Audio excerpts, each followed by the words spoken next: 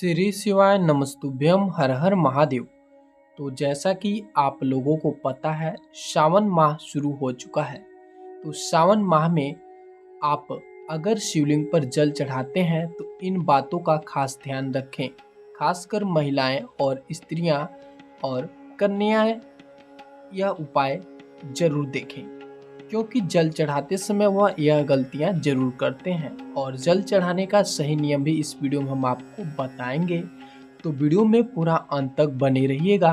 तो चलिए वीडियो को स्टार्ट करते हैं। क्या आप जानते हैं शिवलिंग पर जल चढ़ाने का सही तरीका? अगर आप शिव जी को प्रसन्न करने के लिए शिवलिंग पर नियमित रूप से जल अर्पित करते हैं तो आपको जल चढ़ाने का सही तरीका जरूर जान लेना चाहिए। शास्त्रों में पूजा पाठ के कुछ विशेष नियम बताए गए हैं, जैसे पूजा के दौरान हमेशा सिर ढककर खड़े हो, सुहागिन स्त्रियां 16 श्रृंगार करें, कभी भी अखंडित अक्षत भगवान को न चढ़ाएं, यानी कि टूटा हुआ चावल, गणेश जी को भूलकर भी तुलसी दल न चढ़ाएं। ऐसा कुछ नियम शिवलिंग के पूजन से भी जुड़े हुए हैं, जिसमें शिवलिंग पर जल अर्पित करने का तरीका मुख्य माना जाता है। तो उससे पहले आपको हम बताते हैं, सावन के महीने में आपको प्रतिदिन शिवलिंग पर जल कैसे चढ़ाना है, क्या डाल के चढ़ाना है। आपको बता दें, सावन माह शुरू हो चुका है और आपकी कोई भी मनोकामना हो, कोई भी कार्य हो, उसे पूर्ण करने के लिए आप शिवलिंग पर रोजाना जल में काले तिल मिलाकर अर्पित करें। ऐसा करने से आपका कोई भी कार्य रुका हुआ है या कोई भी मनोकामना है वह पूर्ण होगा। तो आइए जानते हैं जल चढ़ाने के नियमों के बारे में। कहा जाता है कि शिव कृपा पाने के लिए पूरे नियम से शिवलिंग पर जल अर्पित करना चाहिए, क्योंकि जल धारा भगवान शिव को अत्यंत प्रिय है और नियम से इसे शिवलिंग पर चढ़ाने से भक्तों की सारी मनोकामनाएं पूर्ण होती हैं। ऐसे ही कुछ नियमों के बारे में जानने के लिए हमें इस वीडियो में अंत तक देखना होगा। तो शिवलिंग पर जल अर्पित करने के कुछ नियम आइए जान लेते हैं।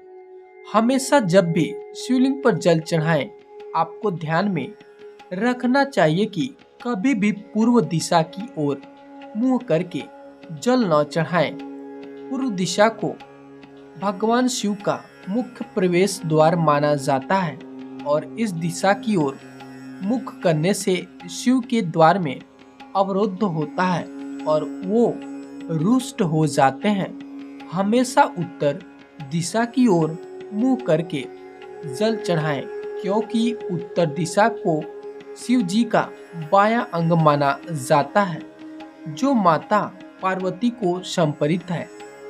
इस दिशा की ओर मुंह करके जल अर्पित करने से भगवान शिव और माता पार्वती दोनों की कृपा दृष्टि प्राप्त होती है।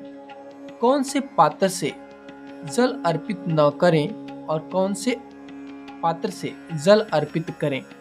शिवलिंग पर जल अर्पित करते समय ज्यादा ध्यान में रखने वाली बात यह है कि आप किस पात्र से जल अर्पित करें रहे हैं। जल चढ़ाने के लिए सबसे अच्छे पात्र हैं तांबे, चांदी और कांसे के माने जाते हैं।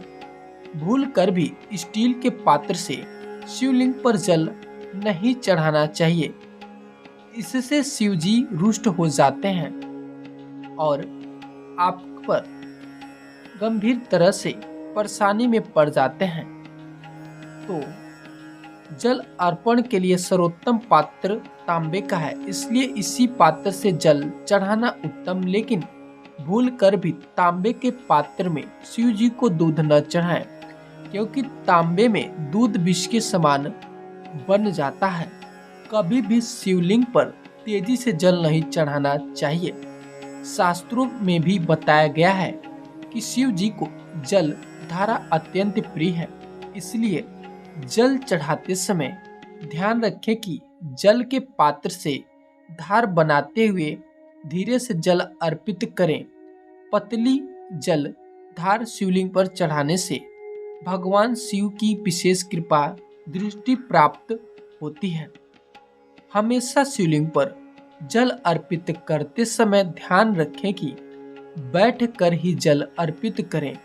यहाँ तक कि रुद्रा अभिषेक करते समय भी खड़े नहीं होना चाहिए। पुराणों के अनुसार खड़े होकर शिवलिंग पर जल चढ़ाने से यह शिव जी को संप्रीत नहीं होता और इसका पुण्य प्राप्त नहीं होता है। कभी भी शिवलिंग पर शंख से जल नहीं चढ़ाना चाहिए। ऐसा करने से शिव कृपा प्राप्त नहीं होता है। शिव पुराण के अनुसार शिव जी ने शंखचूड़ नाम के दैत्य का वध किया था। ऐसा माना जाता है कि शंख उसी दैत्य की हड्डियों से बने होते हैं, इसलिए शिवलिंग पर शंख से जल नहीं चढ़ाना चाहिए। पंडित प्रशांत मिश्रा जी बताते हैं कि कभी भी शिवलिंग पर जल चढ़ाते हुए जल के पात्र में कोई अन्य सामग्री न मिलाएं। कोई भी सामग्री जैसे पुष्प, अक्षत या रोली जल में मिलाने से उनकी पवित्रता खत्म हो जाती है। इसलिए भगवान शिव की कृपा दृष्टि पाने के लिए हमेशा जल को अकेला ही चढ़ाना चाहिए।